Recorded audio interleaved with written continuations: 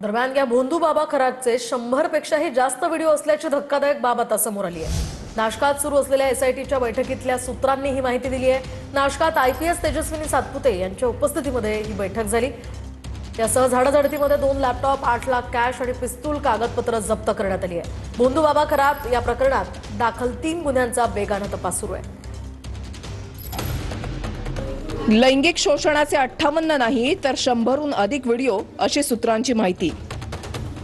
शिर्डी प्रकरणातील आरोपी नीरज जाधवने हे व्हिडिओ काढल्याचा संशय आहे।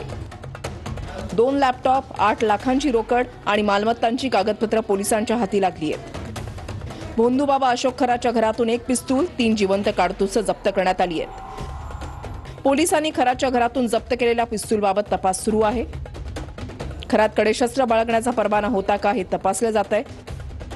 खरात प्रकरणावरून नाशिकमध्ये पोलीस अधिकाऱ्यांची बैठक पार पडली। आयपीएस तेजस्विनी सातपुतेंची नाशिक पोलीस आणि क्राईम ब्रांचशी चर्चा झाली। एसआयटी पथकात नाशिक शहर आणि ग्रामीण पोलीस दलातील 12 वरिष्ठ अधिकाऱ्यांचा समावेश आहे। कॅप्टन खरात प्रकरणामध्ये दाखल 3 गुन्ह्यांचा वेगाने तपास सुरू आहे। तांत्रिक पुरावे गोळा करण्याचं काम सुरू आहे। इतर संशयितांचाही शोध सुरू आहे। व्हिडिओतून तांत्रिक विधींच्या नावाखाली महिलांचं लैंगिक शोषण केलं जात असल्याचं समोर आलंय।